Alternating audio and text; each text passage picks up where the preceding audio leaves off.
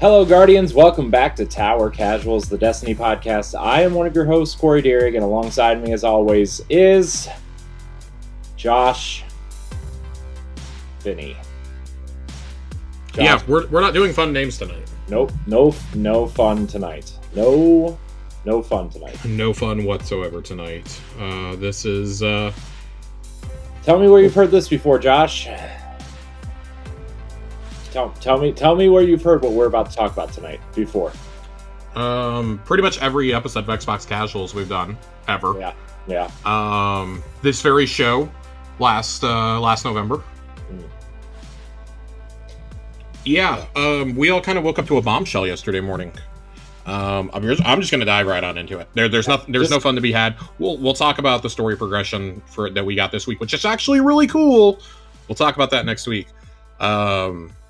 I don't think it's really appropriate to go into stuff that made me really excited this week. Yeah, probably not the right time to be excited about. Yeah, it's not the right time to be excited. But yeah, if you haven't done the story mission for this week, I urge you go do it, and we're gonna talk about that and the lore implications next week. But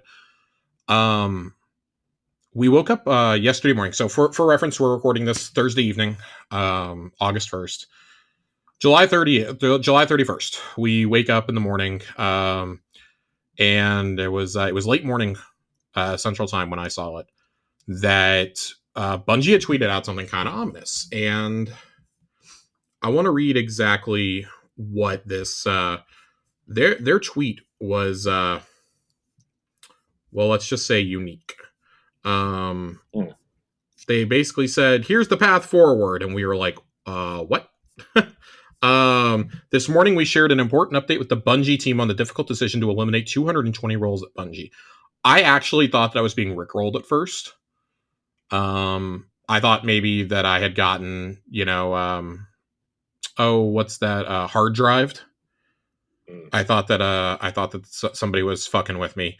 And then I actually read the blog post, and I got madder and madder reading this. Yeah, because this is written by Pete Parsons, okay? And we're gonna get the fucking Pete Parsons in a minute. All my homies hate Pete Parsons. We're gonna get to him in a little bit, but boy, do I have some words. Oh boy, do I have some words for him in his car collection. 220 of our roles will be eliminated today, representing roughly 17% of our studio's workforce. Now, if you're keeping track at home, I have some numbers for you that Jason Schreier was nice enough to share with us yesterday, assuming I can actually find Jason Schreier's tweet now that is no longer bookmarked for some reason.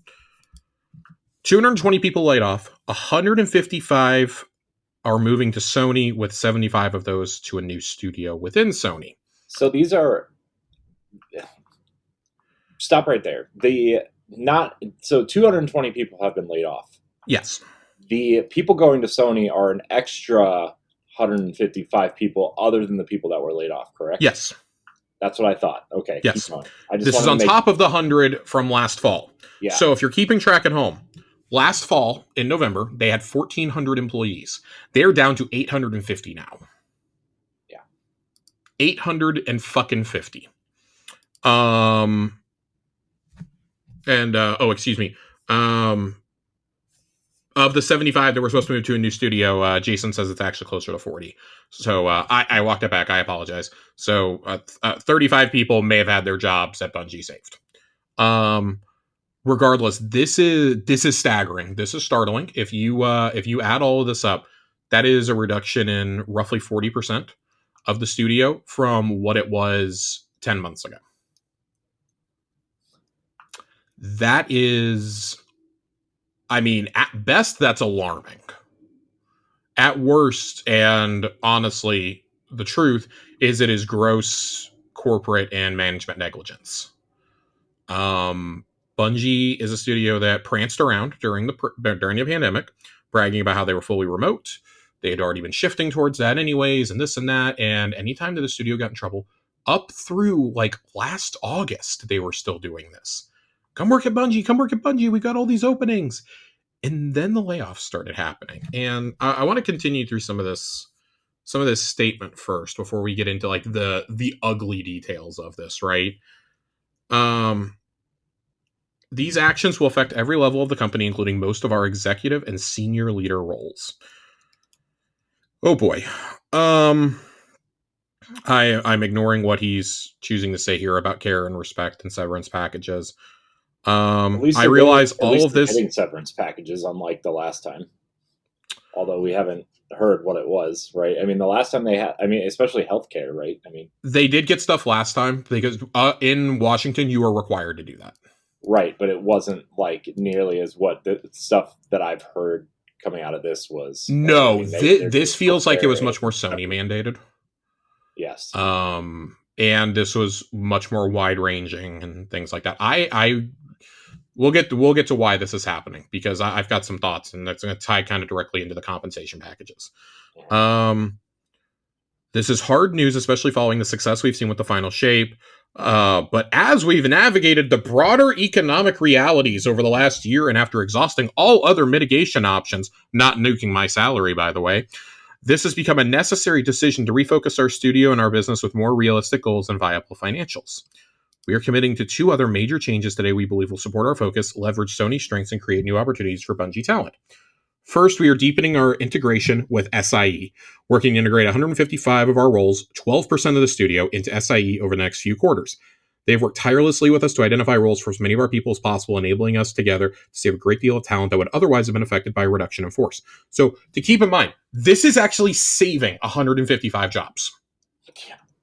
155 of these jobs, more jobs would have been lost. We would have been up to 375 lost if Bungie had gotten their way. Instead, 155 of them are going to move to a new Sony studio, which Jeff kind of talked about this on Gamesmess Mornings today.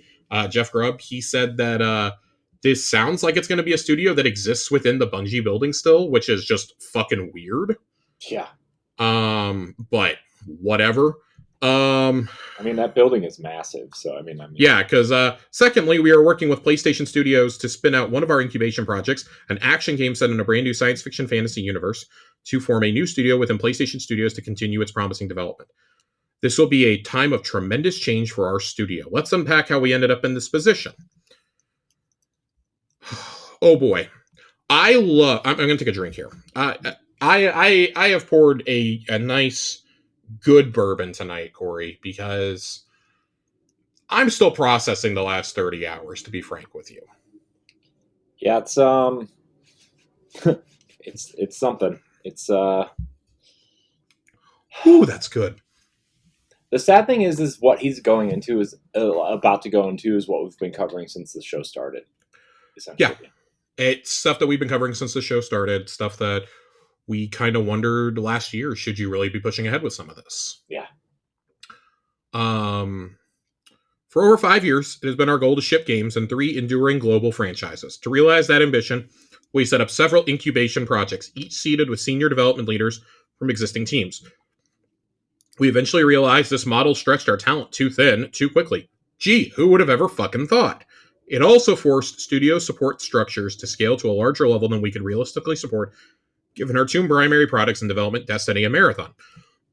Which, by the way, Marathon is still like at least 18 months out. Additionally, in 2023, rapid expansion ran headlong into a broad economic slowdown, a sharp downturn in the industry, our quality missed with Lightfall, and the need to give the final shape and Marathon the time they need to ensure both projects deliver the quality our players expect and deserve. We were overly ambitious. Our financial safety margins were subsequently exceeded when we began running in the red. As this new trajectory became clear, we knew we had to change course and speed, and we did everything we could to avoid today's outcome, even with exhaustive efforts undertaken across our leadership and product teams to resolve our financial challenges. These steps were simply not enough. As a result, today we must say goodbye to incredible talent, colleagues, and friends. Fuck you. Fuck you, fuck you, fuck you, Pete Parsons. You did not attempt anything. From what we have gathered from folks who got fired last time around and folks who were let go yesterday, there were no attempts being made. Senior leadership was caught blindsided by this. Even though a lot of them were kind of expecting something like this to happen, I don't think anybody expected it on the scale that it happened. Among the people who were let go, I'm not reading any more of this statement. This is PR nonsense. You left out the worst part. One of the worst parts. What did I leave out? What did I leave out? They ended with the game announcement. Oh yeah, I don't fucking care about Jesus that right Christ. now. I don't fucking care about that. I think that's so silly. That's my point. Is like you're trying to apologize to 220 people that they lost their jobs by ending your sorrows with a game announcement. What the Yeah. fuck are you doing? Yeah. God. So some of the folks who have been impacted. Oh boy. One of the senior audio programmers, Natalia Polak, who says that she was the only fully dedicated audio programmer. A procedurally generated sound designer, Tavaz Sherman, who, according to Fallout Plays, is responsible for a lot of the sound effects present in Salvation's Edge. Corey McCaster, who works in music production and design, the lead of music operations, Nadia, was laid off. Oh boy, this is where I'm not going to read everybody, but these next four really sent me spinning. One of the narrative leads, Quan Prang, got laid off. One of the narrative designers here, Kalani, got laid off. If you've read any of the Nezarec lore, she was responsible for that.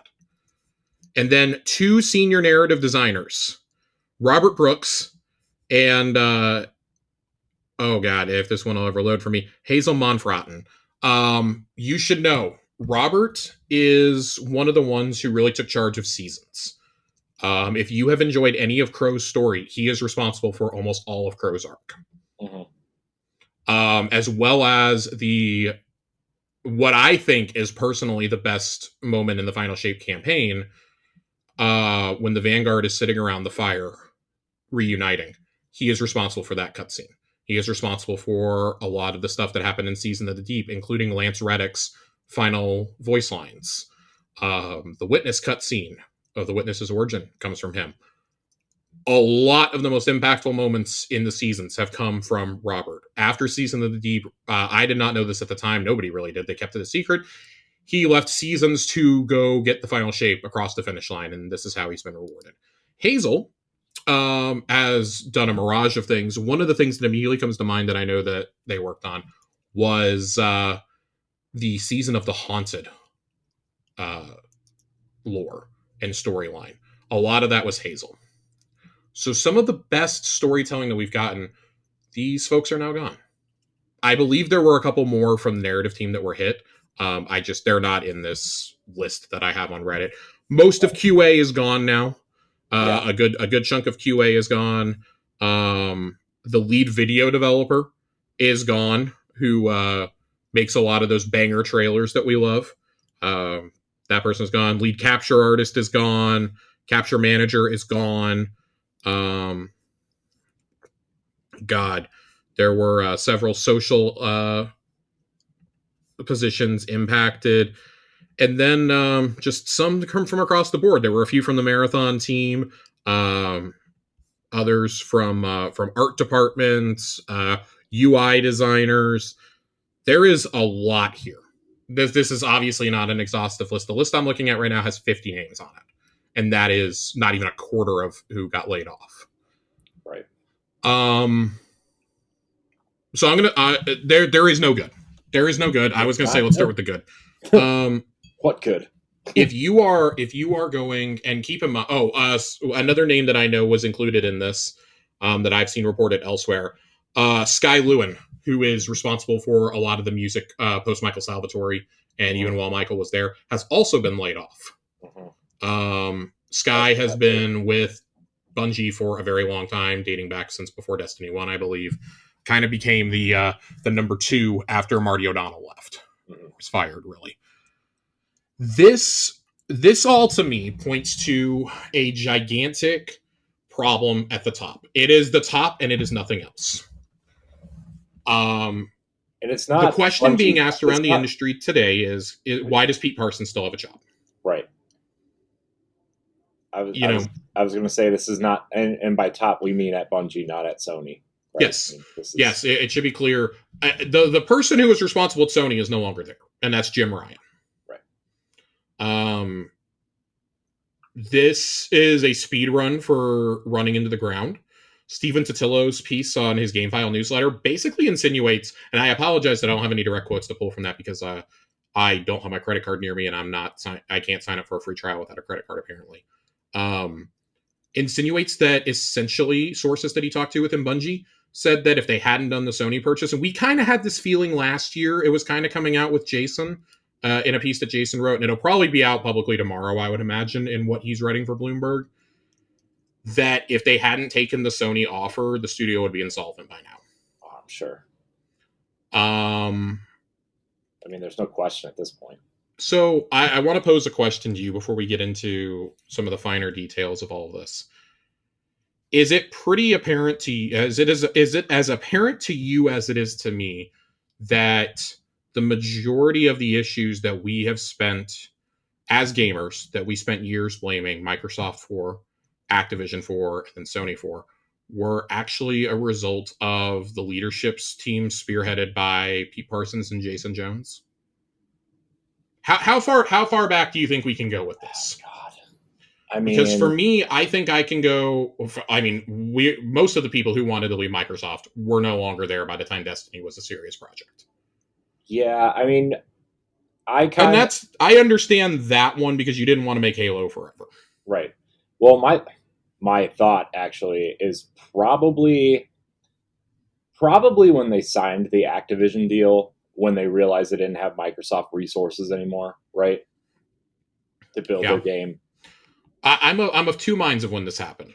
Either when the problem started happening, it was either, like you said there, the first public sign, I think, that we can point back to, if we were to trace all this back. And again, I've recommended his book before, Blood, Sweat, and Pixels. If you have not read it, I especially encourage you to pick it up. It's regularly on sale on Kindle for like $1.99. Jason Schreier has an entire chapter on Destiny 1 in there, and the hurdles that Bungie faced even getting it out the door. The first public sign I can kind of go back to of, oh, there is a leadership problem at Bungie, now that we can connect the dots, honestly goes all the way back to when they fired Joe Staten 10 months before release. Mm-hmm. And decided to rework the entire storyline. Yeah.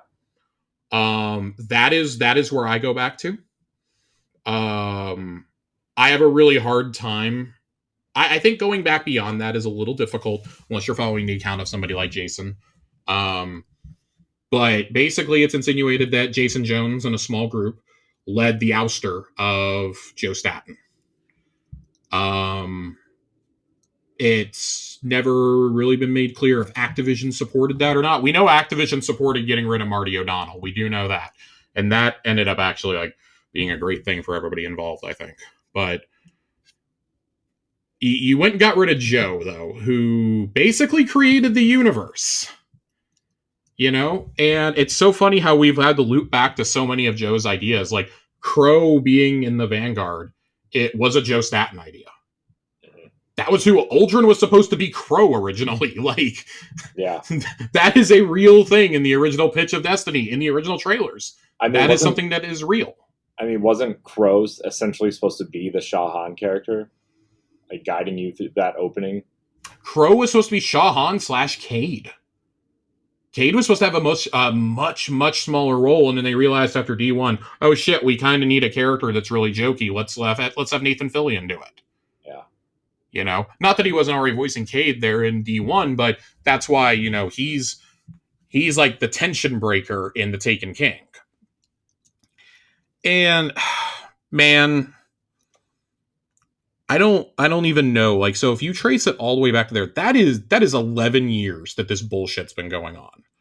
You know, we've looked at other points. I remember when they got out of the publishing contract with Activision, we all celebrated it. You know, and I still think that's probably the right move.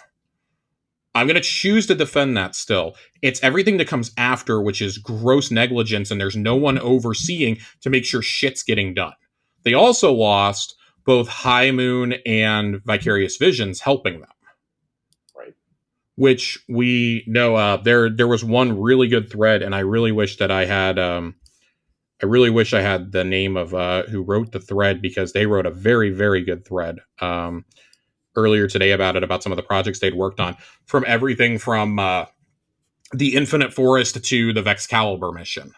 And they were saying how High Moon was already helping develop Forsaken content, and they got sent to Syracuse to go, or Albany, wherever it is, to Vicarious Visions for a 3-week business trip to give them a crash course in developing for Destiny.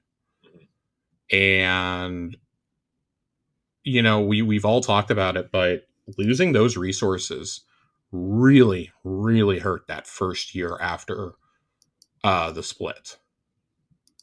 You look at the downgrade in seasons. We went from Opulence to Undying. We went from Forsaken to Shadowkeep. Yeah. And the quality just wasn't there. And then, you have a pandemic on top of that afterwards. So Beyond Light probably had to... I will maintain forever Beyond Light had to pivot from what it was supposed to be. And that's that's the reality of the situation, right? But they were still delivering the content. Seasons were kind of good there for a while. We talked about it before. We had about a year and a half where we were like, man, seasons are really good. And then you realize it's the same fucking loop every single season. Every 3.5 months, it's the same exact loop you're getting into. Yeah. And at a certain point, leadership needed to step in and say, hey, we got to pivot from this, but they didn't think they were doing anything wrong. Oh, our numbers our active users are still up. People are still playing, Yeah, because you did things like introduce darkness subclass. You retired all the raids into the vault so your numbers spiked so everybody could play all that content before it disappeared during arrivals. The whole length of this show could kind of be a what you shouldn't have done as an executive at Bungie. 200 episodes later and we're still sitting here wondering what the plan is. And there's no accountability from the top. And when I say the top, I'm not talking people like Joe Blackburn or Katarina, who just left. I'm not even talking about Luke Smith. I'm talking about the people who authorize the budgeting and who ultimately steer the studio. The people that Luke answered to, although I do think Luke and Mark share their own portion of the blame here.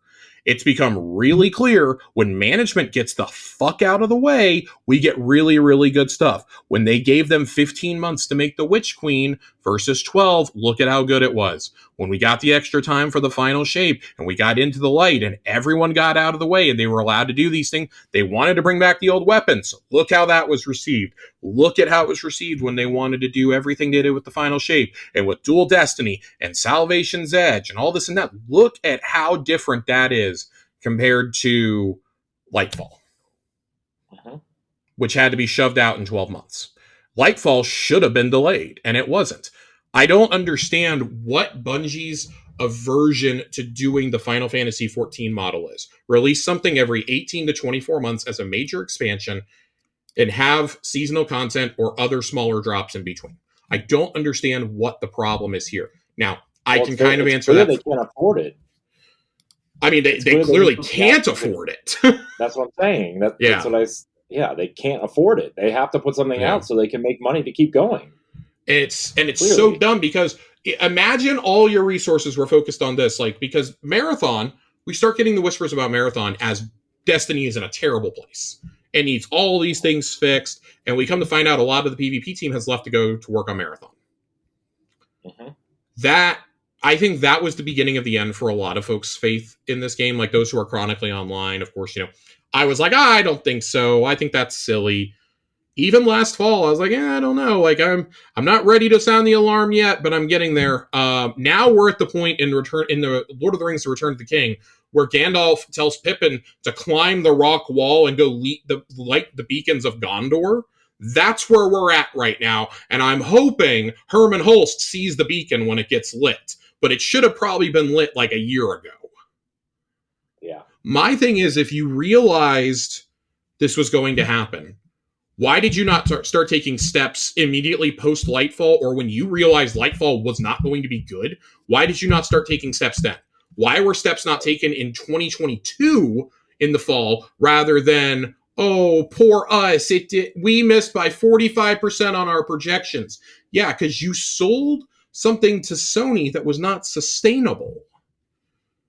the story that Jason did last fall about how it seems like guys like Pete are just kind of biding their time until their vesting kicks in from this Mm-hmm. purchase and they can just jump ship and Yeah, saddle whoever's left with Marathon. That is feeling more and more accurate.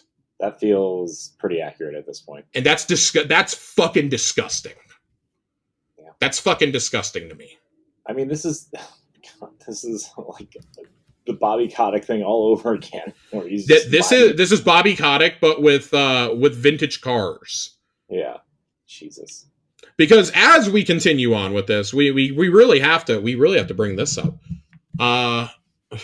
Internet sleuths realized Pete Parsons has spent $2.3 million over the past 2 years since the Sony purchase happened on vintage and rare cars. And one of the comments he made when he bought one of these cars is a public comment that you can go see, where he says, I take pride in, restoring and driving old cars as a hobby and taking them to show off in the community and to undervalued youth. Don't you fucking dare use charity as an excuse for spending $2.3 million. Don't you fucking dare. Undervalued youth? Undervalued youth. Jesus Christ, man. Yeah. I didn't see that. I saw that he invited employees over to see the cars like 2 days before the heat. Oh yeah, so this is great. We're in the fuck Pete Parsons portion of the show right now, ladies and gentlemen. Is that just the title of the show? Is that the title of the episode? Pete Parsons. Maybe I don't. Pete Parsons, no good, very bad day. I don't know. But no good, very bad career. I don't know. But this is it comes out because she's been very outspoken since she got laid off in October. But Liana, who used to be one of the community managers, did a long tweet thread yesterday about how 3 days before she was laid off, she was talking to another community manager who I think a lot of us have put together is most likely Sam Bartley, who was also laid off, talking to them about how they could not afford groceries. Because for those of you who don't know, Liana's husband was laid off last year or the year before, and they were living on just her income. And how employee services at Bungie were a godsend because they were sending her home with food. And Pete came by and started joking about his cars and asking if they wanted to come see his cars after work. And then proceeded to lay them off 2 days later. Knowing full well this was going to happen also, mind you. Right.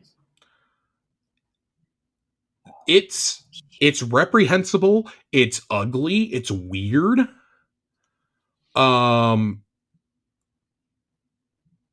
We got a question tonight, and we're Knox, to be really clear, we're gonna save your question for next week because you actually have a game question, so we're gonna kind of save that for when neither of us is boiling with rage. Is this the end of Bungie? Is this the start of the end of Bungie as we know it? Jiggly Panda writes in and asks that. My friend, I hate to tell you this, that happened a while ago.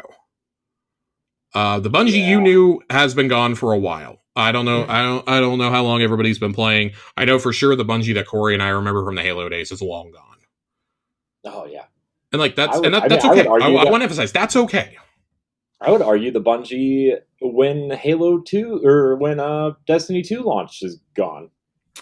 That's where I was going to next. The Bungie that a lot of our community is really familiar with, I feel, unless you're an old head like us, is you're familiar with Destiny 2 forward. And most of that team's gone. Most of the people that made your favorite memories are gone. The audio team, gutted. Michael Salvatore is gone. Chris Barrett is out of there. He moved over to Marathon. We only know he's still at Bungie at this point. Scott Naylor, who was one of the producers, he's gone. He's over at Marathon. Luke Smith is no longer working on the game. Mark Noseworthy, no longer working on the game. Joe Blackburn's not there anymore. Most of your story designers are gone. Tocom no longer works on Destiny. You know, a lot of the systems guys no longer work on Destiny, even if they're still there working on Marathon or working in incubation. You know, they're no longer there. And yeah, I would argue that the Bungie that we even knew, 5 years ago is gone. It's gone now. It started going away last year with the 100 layoffs because old Bungie never would have done that. You know what this Yeah, is reminding me of, real what? quick? Is this feels like 2012, 2013 BioWare. Where So I'm glad you brought that up because I was going to bring it up later. Mhm. Except I was going to take it a step further. This reminds me of post Anthem BioWare. Yeah. This is for me. This is from when a studio that was really celebrated puts out some not well received projects, or projects that are good and don't really get the traction. Dragon Age Inquisition, good game, didn't really get the traction it needed to though. Maybe I'm just totally out of the loop. Dragon Age fans, please tell me if I'm wrong. Mass Effect Andromeda, obviously not the most beloved Mass Effect game. And then Anthem, do we really even need to bring up Anthem? Like, Yeah. Anthem was so bad that, now we're running around saying that, man, if Veilguard isn't good, is BioWare going to even exist anymore? We're kind of at the point where we're like, damn, if Marathon isn't good, is Bungie going to exist anymore? Right. Like, I would argue that at least, unlike BioWare, we haven't had to bring back, Joe Staten 3 different times like they have Casey Hudson. Yeah. But, we're at a point where, and this is something that Jeff talked about today on Games Mess, saying that, also, by the way, Anthem was the last game they released, and that was 5 years ago. And Mass Effect Andromeda was 8 years ago, or 7 years ago.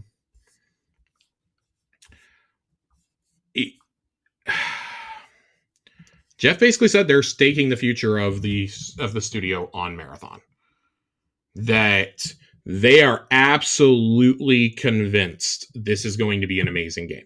That the C-suite at Bungie believes this is a 2025 release and the expectations for this are sky high.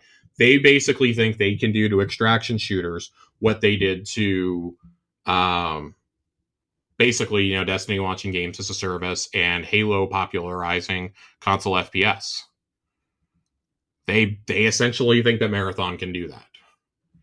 And man, I have not seen a single person excited for this game. I do not know a single person who is looking forward to Marathon. This feels like a step, and by step I mean like a tiptoe past Concord is what it feels like.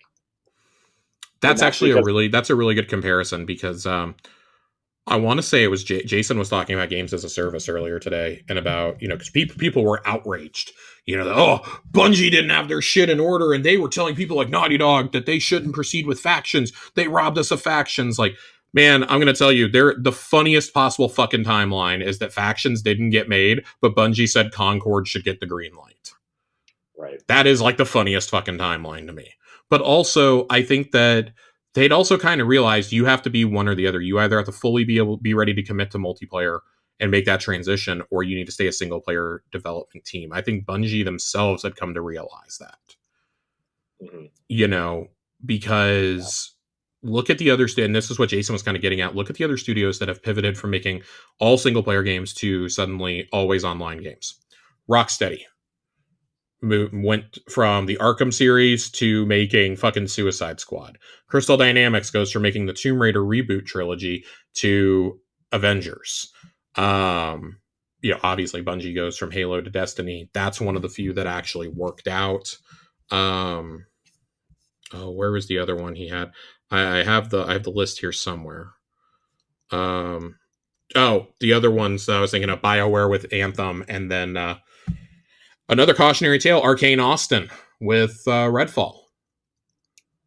And I don't think that the advice they were giving was necessarily bad, but man, it's hilarious to me that the project that was an incubation that gets getting spun off is fucking Gummy Bears. That is the funniest fucking thing to me. That mobile MOBA style game is the one that is going to make it out of the purge. Yeah. That is just absolutely phenomenal to me. I love it. I love it so much. Right. Oh boy. So all right. So let's move into today's events before I get back to fuck Pete Parsons some more. Jeff comes out and does Games Mess this morning, and maybe the best look that we're going to get at Bungie as a studio for a while. Outside of Jason's piece tomorrow, which if you're when you're listening to this, that piece is probably going live. If you're listening to this Friday morning.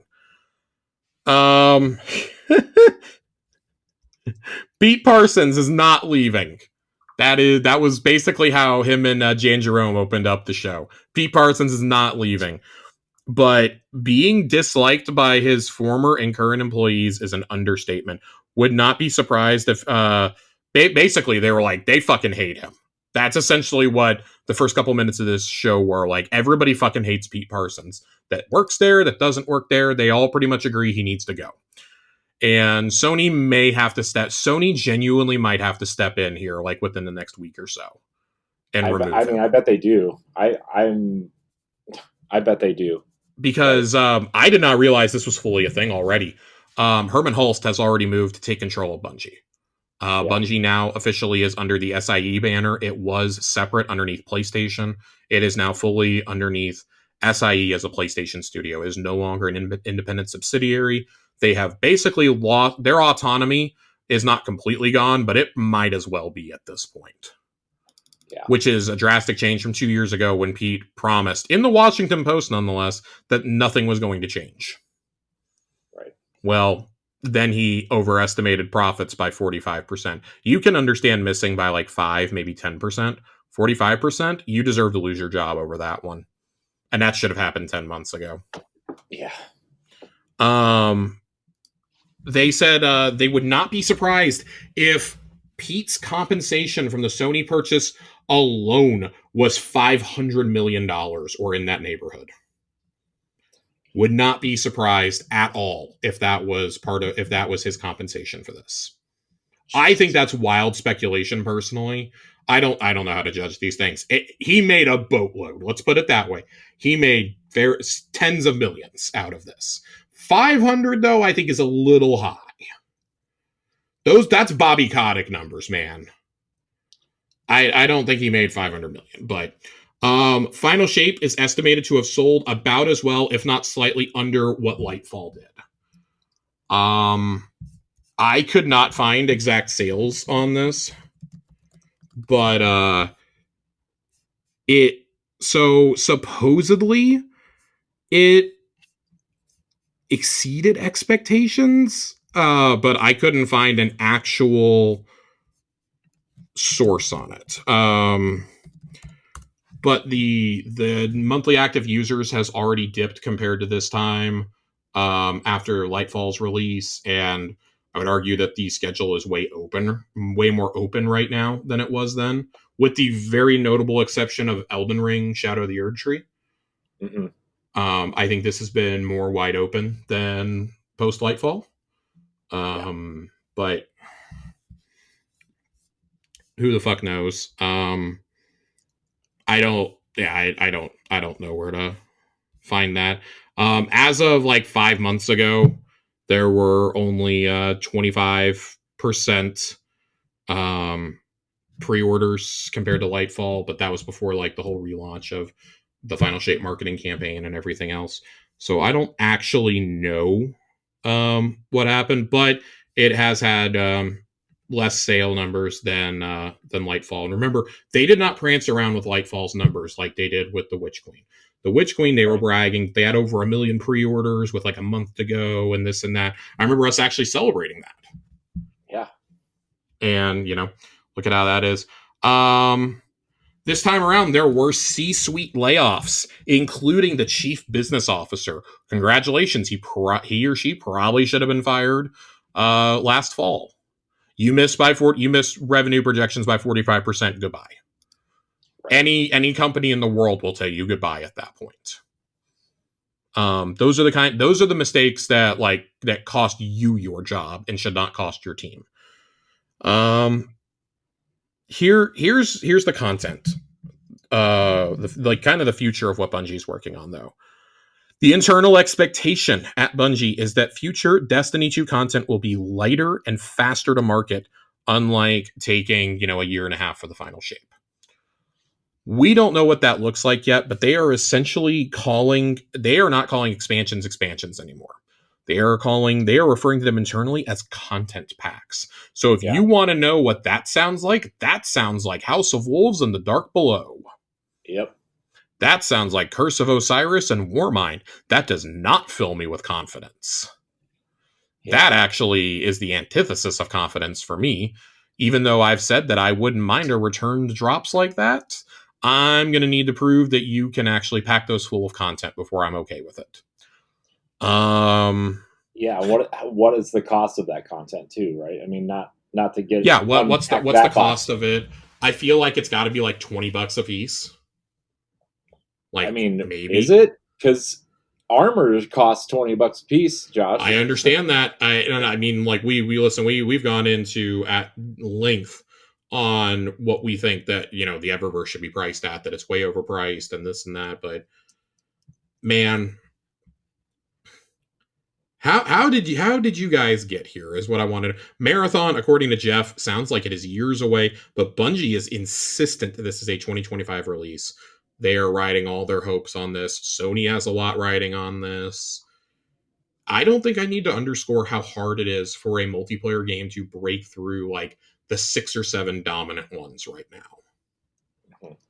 It is really hard to get a game with multiplayer to have a sustained player base that goes beyond, those who are playing Minecraft, Fortnite, Roblox, Call of Duty, and I'm going to say like 2K and FIFA. I think it's really hard to break out from beyond all of that. Mm-hmm. That right there is almost all of your online gaming. Yep. Both by time and revenue. Time, revenue, and users. So I don't know what that means going forward. Sony has had a really unexpected hit this year with Helldivers. I think they're praying and hoping this is another Helldivers situation.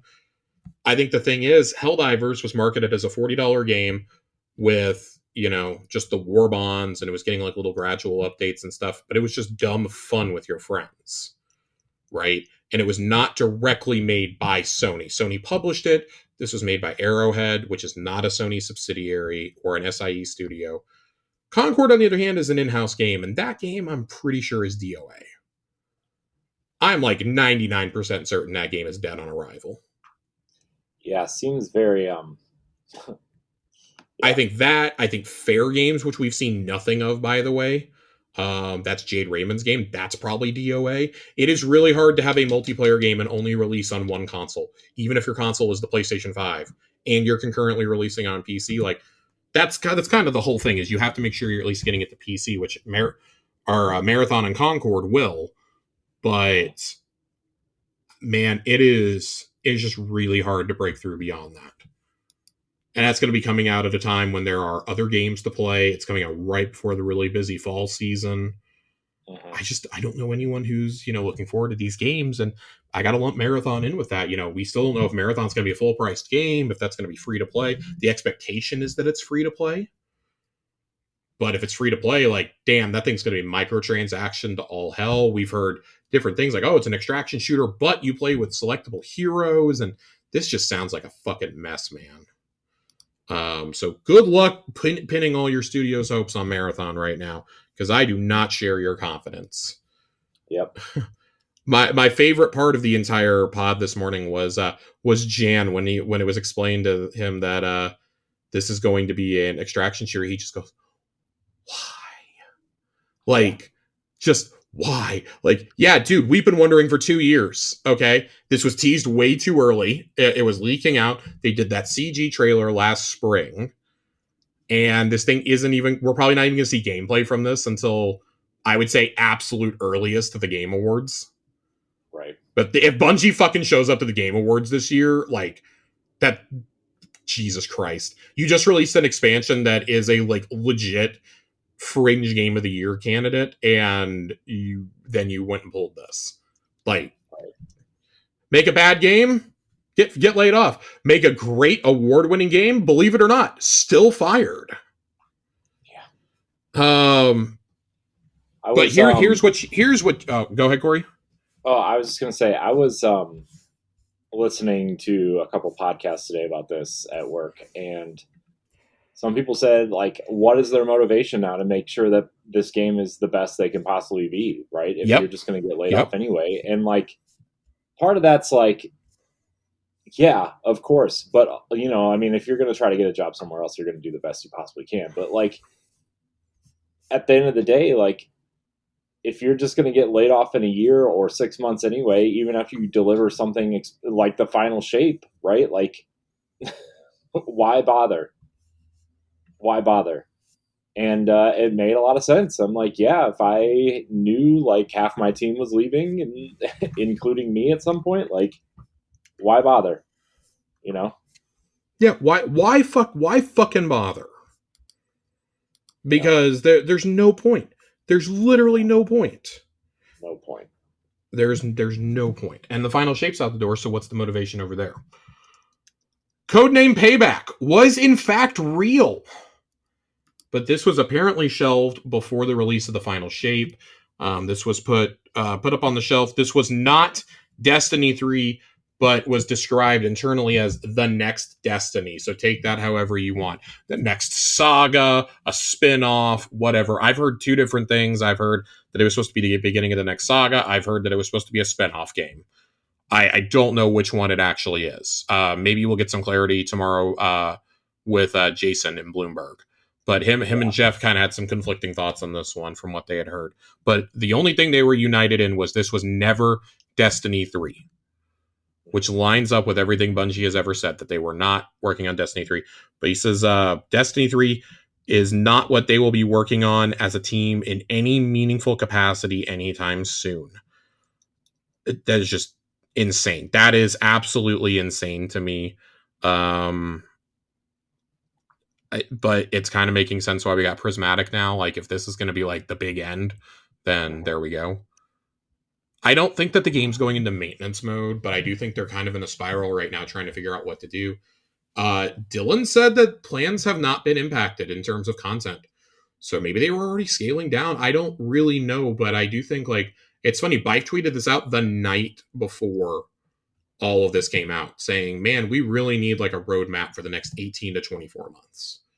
And I was of the opinion we were going to get that here in a few weeks with the upcoming, you know, hey, here's what's happening next year's stream that they always do in August, but also with a 10th anniversary coming up in September. I was under the impression we'd find out what Frontiers is and maybe a little beyond. But yeah. Then they briefly speculated if Bungie was directly responsible for Concord getting greenlit and factions getting canceled, which was really funny. I also don't know a single person in real life who actually wants people. Let me put it this way: people want factions. I don't think they wanted a live service factions. Yeah, I think factions, if you had just bundled something like a multiplayer mode, if it was the multiplayer mode for Last of Us 3, probably would have been fine. Right. Or like you bundled it into Part 2 remaster for PS5 or something. Yeah, that too. But and then they were kind of talking a little bit about the community, and these are two guys that I don't. No offense to Jeff and Jan, I don't really get the impression they are like super looped into the Destiny community. They said there's a general feeling of that this may be the game may be entering a death spiral. And like I said, I'm not really ready to sound the alarm yet, but I'm watching Pippin climb that rock face real carefully right now to go light the beacons, because, man, just nothing that has happened has reassured me. We got a question back in June, a couple weeks into the final shape. I want to say Fox wrote it in. I may be wrong, but saying, are we back? It feels like we're back. And I said, yeah. And then here I am 6 weeks later having to walk that back and go, well, actually, no, we're not, because leadership is fucking dumb. Yeah, this is leadership. I don't think we're in some sort of death spiral or anything yet. No, yet. I wouldn't call it a death spiral. I do think I do think a lot of the studio is in shock, and it's going to take some Yeah, time for them, like just the developers as a whole that are still there, to try to figure out what's next. In terms of like, where do we go from here? We just lost all of our friends. How do we progress through this? And then try to regroup and regather, and you know figure out which teams are gone and which teams are merging, and what stuff's being outsourced at this point. And if Sony comes in and yeah. does take over, like, does that mean Destiny is changing in a way that maybe they don't want it to? Like, there's a lot to consider, and that's got to happen relatively quickly, right? I mean, no, I'm not trying to like say anything negative or anything, but like, for the fan base and for the community to essentially not be a bunch of shitheads, you know generally speaking, uh the developers have to get over this quick. And as humans, this is not something you get over quickly, right? It's just not. And it's totally understandable, and it sucks. I feel for them. I feel just as bad for everybody that still works there, that, as I do everybody that got laid off. There's a lot of survivor's guilt going around right now because this is now 2 massive layoffs that have happened.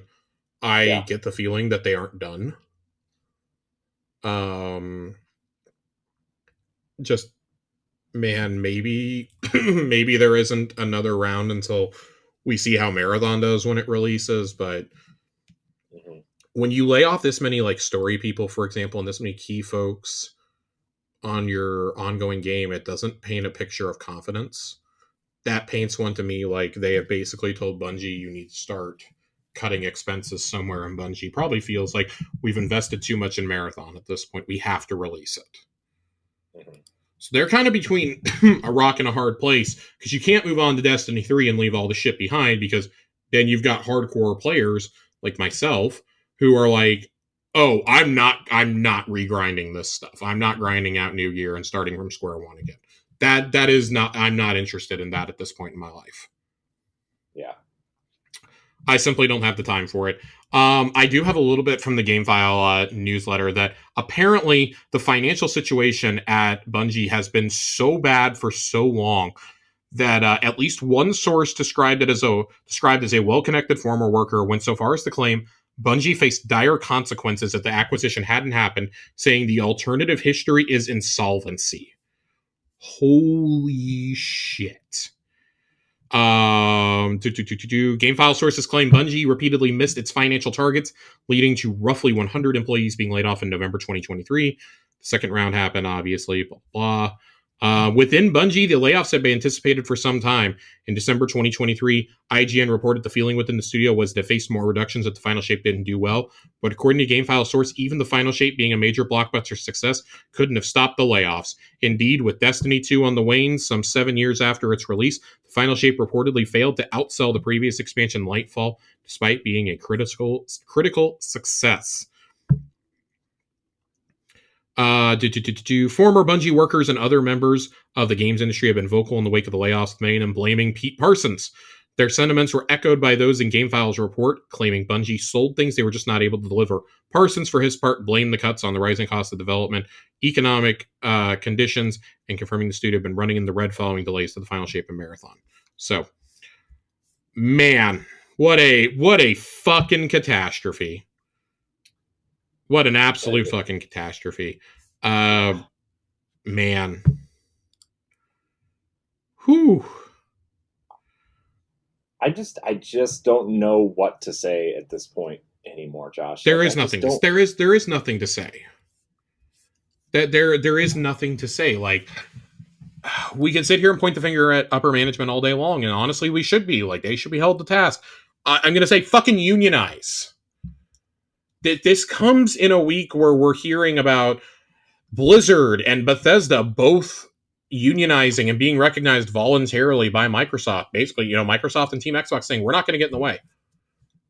But they've seen the mass layoffs that have happened to their companies this year alone and have said, "Fuck it, we're unionizing now." Bungie needs to be next. Bungie honestly should have done it after last year, but I don't know what else to say without talking ourselves in circles. Yeah, I think the thing with unionizing is that it doesn't save jobs, which I think a lot of people think it It does, doesn't save jobs, but it but does protects it protects people in terms of like, they can't just be let go yes. a day, like an hour after they find out about all this stuff happening, or it does help them find new jobs within their kind It of provides better severance and yeah. better benefits while you're a worker and when you get laid off, as well as fuck, I just lost my train of thought. I mean, it's better working conditions overall, because then at that point you can go to the National Labor Board. It would help to eliminate crunch in this industry, especially. Mhm. I just, yeah, it's got to happen, and the inflection point is coming for AAA development. Mhm. It's coming, and it's coming rapidly. This incident this week is going to speed that process up. Yep. And let's not pretend like Bungie's the only studio that's done this. Like we've covered at length on Xbox Casuals this year. We've talked about Riot. We've talked about Microsoft. We've talked about the closure of Tango GameWorks. We've talked about Embracer Group for a lot over the last couple of years. We talked about Activision and EA and Ubisoft and all these other conglomerates.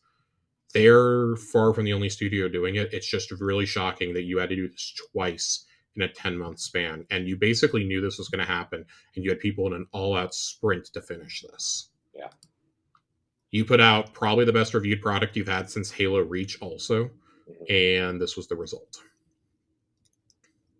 Yep. So, I don't know. Do you have anything else to add? We have a couple questions that I am going to get to tonight. Let's just get to the questions, because I mean, we're going to talk in circles all night. The last point I just want to say is like, this really pisses me off. I mean, we quote unquote knew this was coming at some point, but yeah, I think we all hoped that with the final shape being as good as it was, and Sony kind of creeping in a little bit, like maybe we could avoid this, but this still like really pisses me off. And it pisses me off more that like leadership of these companies don't take accountability, right? Like, and I know we've already said that and we're talking in circles now, but I'm like really fucking pissed off about all this, and I'm just trying not to like scream into the microphone, So, all right, Josh, let's get to questions. All right, we only have a couple that we haven't already addressed. A lot of these were asking us to kind of address things we were already talking about. We kind of talked about big expansions already. We've talked about Pete and his classic cars. I'll be in a better joking mood about that next week, frankly. But Nadiki writes in and asks, with Bungie now having laid off approximately a quarter of their workforce total, what do you think this means for the launch of Marathon and for Frontiers? Frontiers is probably not impacted. I'm going to be honest. It sounded like that was probably going to be a smaller scale thing. We had already thought that. We already thought that wasn't going to be a major expansion to begin with. Yeah. So I don't think it's really being impacted. We'll know more here, hopefully in a few weeks. Will we? Marathon... I don't know what this means for Marathon. Marathon sounds like it's really struggling over there. But then again, they just had a playtest a week and a half ago that apparently went amazing. They flew in creators from all over the country to play it, and the few people I saw talking about it on socials, they were like, I can't really say much, but I had a blast. And that really shocks me. That really surprises me. I don't think this is a game that's going to appeal to the masses. I think an extraction shooter with heroes is a very tough sell. I think either one of those on their own would be a hard enough sell. Putting them both together it's hard. The Bungie name isn't what it used to be. It's just not. It's not like when they came out and showed Destiny for the first time and we all freaked out because we're like, oh my God, it's a new universe from the creators of Halo. We've been waiting for this for 3 years and we're finally seeing it. And, then look at how many years it took for us to get a proper game. Yeah. So I don't think Frontiers is impacted too much right now. We'll see. It remains to be seen. Like Corey, you nailed this on the head. we don't know what the pricing is going to look like for any of this either, and that's really concerning to me.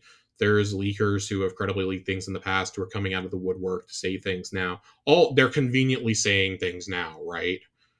And so I'm choosing not to listen to any of that. But there's been some who've been like, "Oh yeah, you're going to get like 2 like Warmind sized ones a year and 2 free seasons a year." And I don't believe we're getting anything for free in this game ever again. I'm going to be really pessimistic because Tiger Jesus asks us how many Pete Parsons classic cars would it take to reprise Wrath of the Machine. I'm officially calling it here, ladies and gentlemen. The dream of Wrath of the Machine is dead. Yeah. It's dead. It's not happening at this point. Yeah, I don't think we're getting it. And in fact, I'm going to go a step further. 2 raids a year, don't expect to ever see that again. It's over. It's done. They got to give us something. They sold us a dungeon pass. Well, the dungeon pass is one thing. You'll still get your dungeons because you already paid for it. You're not getting raids. Raids were never part of the dungeon pass. You were getting you get the raid that's included with the expansion, and they've been doing a reprised raid. You'll probably still get a reprised raid this year at some point, just because it's probably already done. We know one of the people who was laid off today, who was a huge bug fixer and QA tester for them, said that the dungeon is done. The next dungeon's done. Yeah. They've already bug tested it. So that makes me think we're getting a dungeon next episode and probably the episode after. I don't know what you do about 2 raids. I think part of the reason that they went to this model is so that they don't have to worry about doing 2 raids a year anymore. Like, that was a calculated move made long ago. And I don't even know how much it cost them to do the reprised raids. It can't be that significant, though. Let's be honest. I do think we need to probably be a little bit more vocal as a community about, man, if y'all are going downhill, can we at least get stuff unvaulted? Can you at least like dedicate some of your remaining people to doing that? Yeah. And put that stuff back in the game, even if you don't change the mechanics up, just so we have access to it. Because, and I mean, I cracked up earlier when I saw Ronnie in Discord say this. I want to find his exact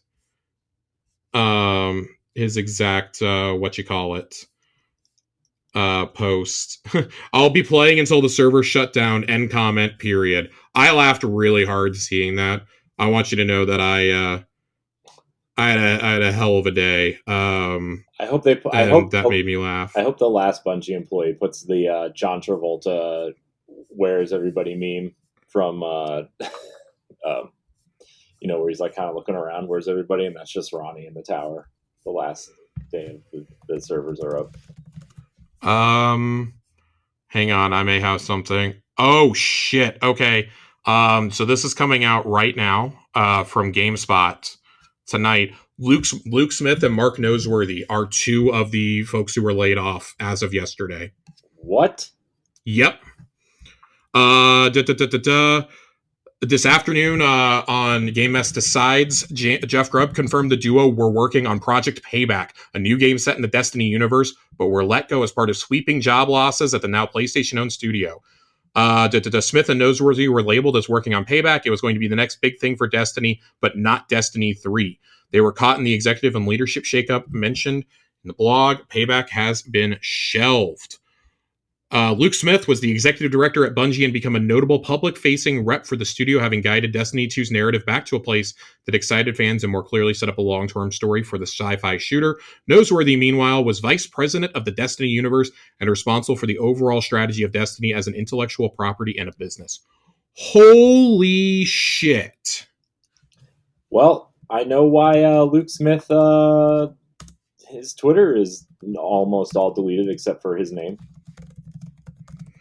So I think he wiped a lot of that a while back, though. Luke hasn't been active on Twitter in a long time because I periodically check in there. Yeah, but people were noticing yesterday before the news was breaking that he had wiped his Twitter. So he may have known and just wiped more of it. But as of yesterday, his bio still said that he was working at Bungie. Jeez, man. Oh my god. What is going on over there? How? Okay, in what goddamn world Are we getting rid of Luke Smith and Mark Noseworthy, but not Pete goddamn Parsons? Oh my god. This is, man. This is oh my god. Josh, what is happening over there? I don't know, but my dreams for a Destiny anime just died in real time on this podcast. They sure I did. would say the hopes for anything that is not apparently content drops is pretty much up in flames right now. Dash any hopes of an anime, of a multimedia series, of a comic. Dash any of those hopes. Jeez. Jeez. Man, this is happening in real time, everybody. Real time on this show. I'm talking with our Discord right now. Jeez. Yeah.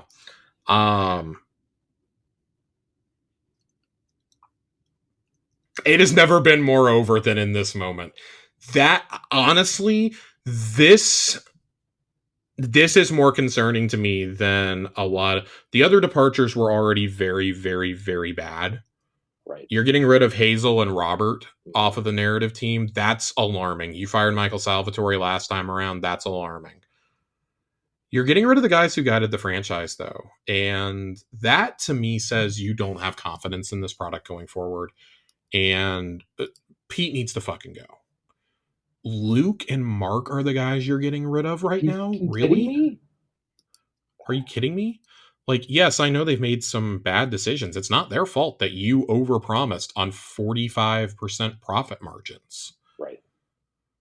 You know, I would argue it's probably not their fault that the Eververse is the way it is, or that seasons had to be the way that they were. I would guess that that came from the top. And they were told you need to have perpetual revenue coming into this and this and that. God bless America. I don't... Jeez. Holy shit. I do not know what this I'm like legitimately at a loss right now. Oh my god. I do not know what to say. When Josh doesn't know what to say. For what it's worth, Luke Smith's bio on Twitter still reads executive creator director for Bungie. Or for Destiny at Bungie. I'd also like to note that by getting rid of Luke, you're getting rid of the guy behind the vault of glass. Yeah. So, fuck you. You also lost Joe Blackburn stepped down, who was, one of the geniuses behind the raids and then the Prophecy Dungeon as well.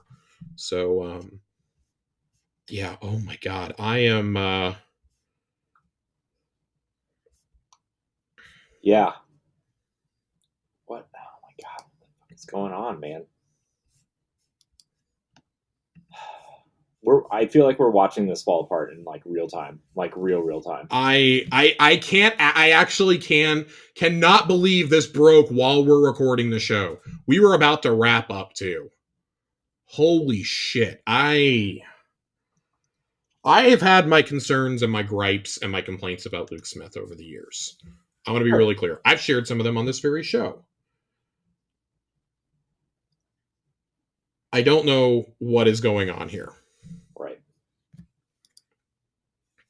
This is the moment where I'm officially ready to hit the big red panic button.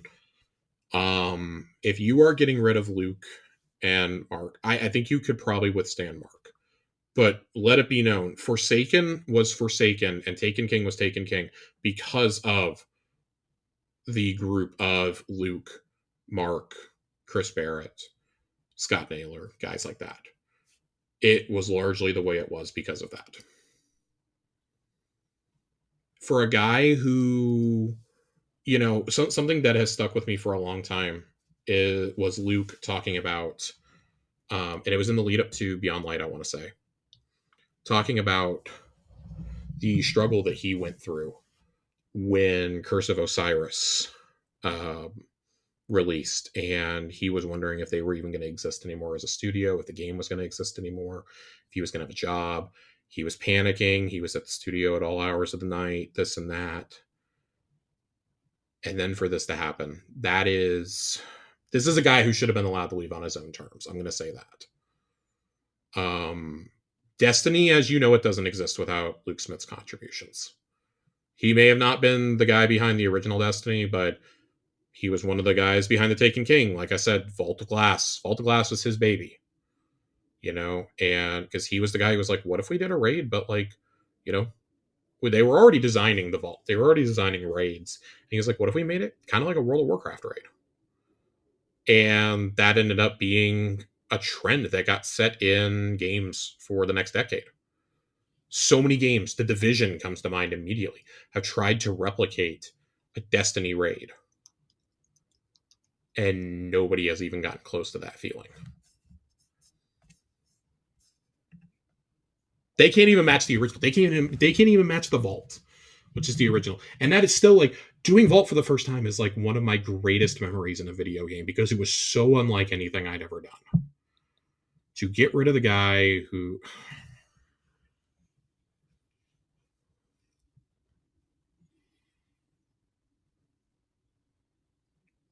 Man, this is your pod didn't die. We're just silent because we don't know what else to say. Pregnant pause, everybody. Yeah, I just don't know what to say. God. I mean, the Vault of Glass is why so many people continue Destiny after that interesting vanilla campaign, we'll say. And that's what kept people going, was Vault.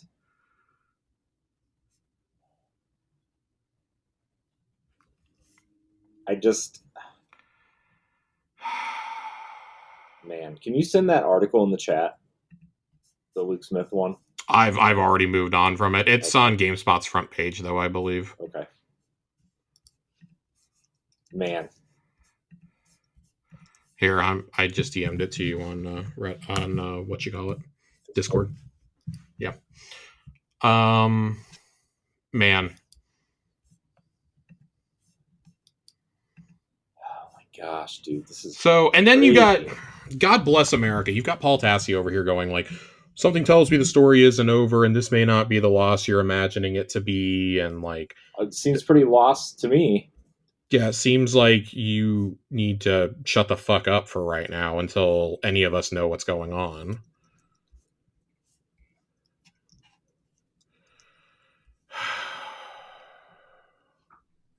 Oh my god. I do think that he sums it up really well here, though.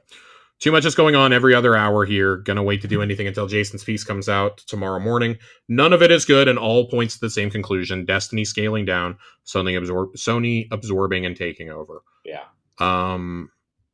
Man, I would strongly encourage you, if this is your main game right now, maybe start trying out some other games. Yeah. I love this universe. I feel like I'm like Ronnie. I'm going to be here till the bitter end. But yeah, I think that only goes so far as I believe in the content that's being delivered. Like I'm actually very excited for the next 2 episodes and for the dungeons and things like that. But beyond that, I don't have any obligation because I've played all the content I paid for. That's my biggest irk, is leaving content on the table that I paid for. Mm-hmm.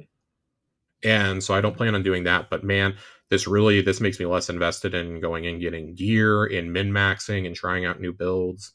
This is about the worst possible scenario for me. To get rid of your actual director is just, oh boy. Yeah, this is man. They must really have all their eggs in the marathon basket at this point. Yeah.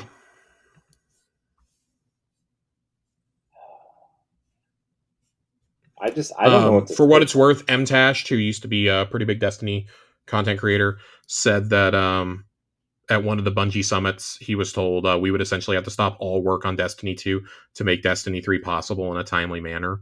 And Paul follows that up with, that's how you get Overwatch 2. So, man.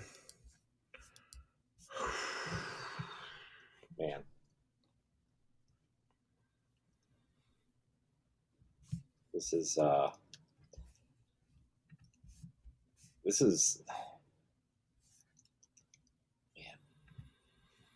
Not great, Bob. Yeah, I'm stuck. I don't know what to say, Josh. I literally don't know what to say at this point. I feel like we're literally watching not just Destiny, but Bungie kind of die right in front of us. In a way. Something about this isn't passing the smell test for me right now. Yeah. And I mean, God, I think it was Liana who said yesterday that like over the next couple of years, things are going to come out of what's gone on at Bungie. Basically, the past like 2 to 3 years. And I'll put it this way. She just tweeted out, sometimes it's in plain sight and sometimes it's easier to make something appear like something else so you're not looking at it and not seeing it. Sometimes it's right there, but not the way you think. So somebody replies and says, I'll ask you this. Hopefully you reply with some light about this. Was Luke or Mark part of that bad apple group at Bungie that everyone says is the bad thing happening at Bungie, or were they amazing? And she just comes back with no comment. That doesn't really inspire confidence either. Mm-hmm. Like, come on, let's not dance around here. So this makes Pete look even worse to me. Yeah. So this is imagine that. Somebody tweeted on my timeline, how many cars is Luke Smith worth to Pete Parsons?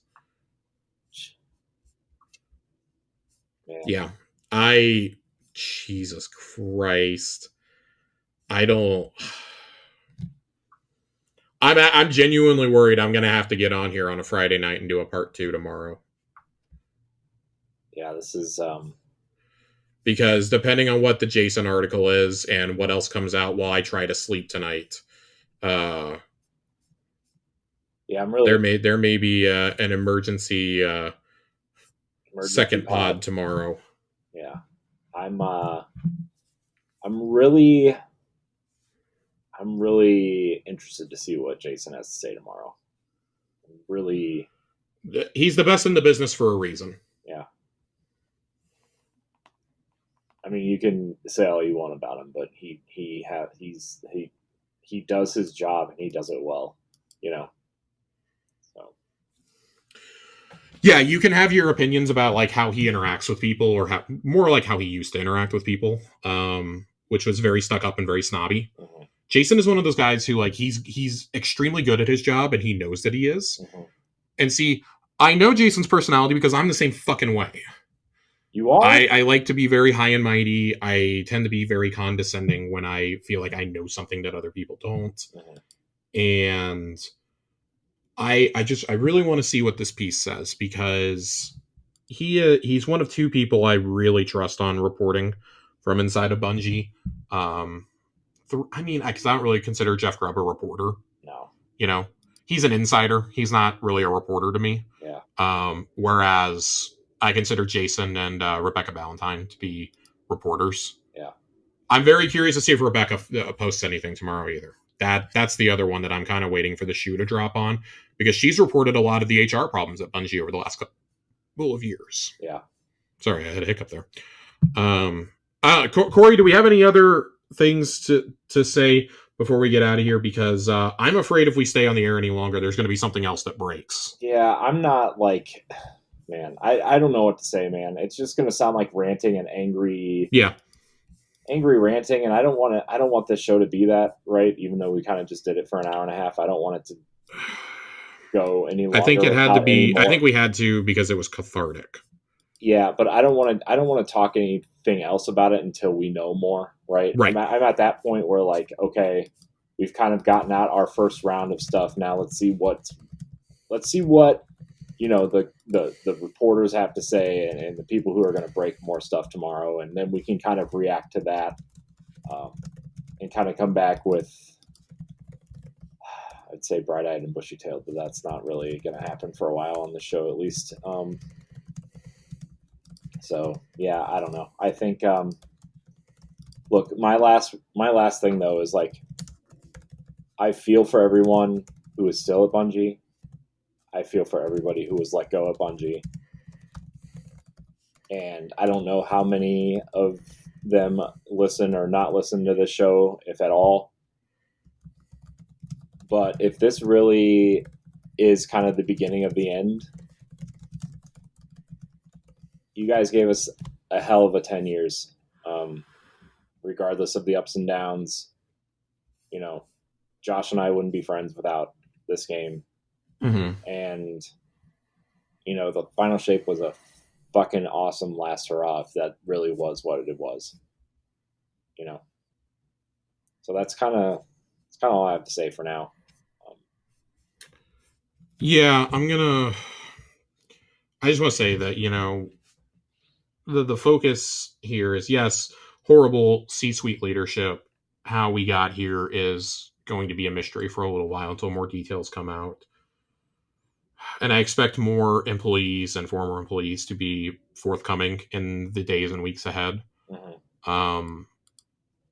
But we have to remember, like this is beyond, games that we enjoy playing and beyond our entertainment. Real people's lives are shattered by this. Mm-hmm. 220 people just had their livelihoods completely. Well, 218 people had their livelihoods completely destroyed. I'm sorry, Luke, Mark, you guys have made a shitload of money from this studio, and I know that for a fact. I mean, they're shocked, but they're fine. They're shocked, and listen, like Luke, if Luke wants to continue working in games, he will get hired immediately. Yeah. So many of these people are going to get hired, hopefully, right away. But then I look at, people who were laid off in October who still don't have work. Yeah. And it is frustrating. I would say, this is one of my favorite games ever. Bungie is arguably my favorite studio of all time, but it is a shell of what it used to be, in terms of its values, in terms of its morals. And, I feel for everyone who was let go. I feel for the people who are still there, who have, the survivor's guilt, that they shouldn't be there. Because one of the things that we don't really talk about when it comes to these layoffs that gets really underreported is the knowledge that gets lost in these layoffs. Yeah. Especially when you're letting go of senior positions and senior designers and environmental artists and things like that. And there's nothing else to say. Yeah. So we'll be back when we know more. It might be, depending on how bombshell of an article this is, it may be tomorrow afternoon. Yeah. But if it's not too bombshelly, that would be the only way that I think, barring Pete Parsons stepping down, that's the only way you're going to hear from us on this feed before next Thursday. We'll probably talk about this and any new developments on Xbox Casuals coming up. Yeah. Yeah, we'll definitely. Because, oh boy, we've got things to talk about over there, too. Yeah, do we? God, I forgot about all this shit. Oh, God, dude. What is happening? I don't know, but don't work in games, people. Are we going to have to be Concord Casuals soon, Josh? Is that what we're going to turn into? No, I will retire at that point. I feel confident saying that if it ever came down to that, I would retire from podcasting on the spot. But, all right, Josh, do you want to get out of here? I feel like we've. Yeah, let's get out of here before anything else shatters my dreams. Yeah. Oh my gosh, Josh! If something happens in the middle of the night, we'll have to do a midnight pod or something. I will sleep. I will sleep soundly. Oh man, thank you everybody for listening to this episode of Tower Casuals. Even you, Ronnie, who said this was the first time you hadn't looked forward to an episode since you started listening. Yeah, thanks, Ronnie. I didn't know whether to be insulted or not by that, by the way. Ronnie, you're fired. He's not fired. I could never fire Ronnie. That's fair. It's true. Yeah, we can't fire him. I need him to take me through some raids before the servers go down. Josh, thank you for your time as always. Where can we find you? Twitter, Josh_Finn, 2 N's. My feed's not a pretty place right now. Jesus Christ. Be prepared if you want to see a grown-ass man cry over a comic ending on Sunday morning. Oh, My Hero Academia. My Hero Academia is publishing chapter 430 on Sunday morning. I'll be an emotional, just desolated wreck. But it's okay. It's okay. All good things. You know, that's kind of the theme of tonight. You know, at some point, all good things come to an end. It's true. In a very morbid way. Yeah, that is. I'm not at all equating one of my favorite stories ever with another one of my favorite stories ever, one of which was clearly treated way better than the other. It's fair. You can find me at I am Corey HD on them socials. Follow us at Tower Casuals. Subscribe to the channel. Do all the things. I want to thank everybody for watching and or listening. And hopefully, we'll see you next time. Goodbye.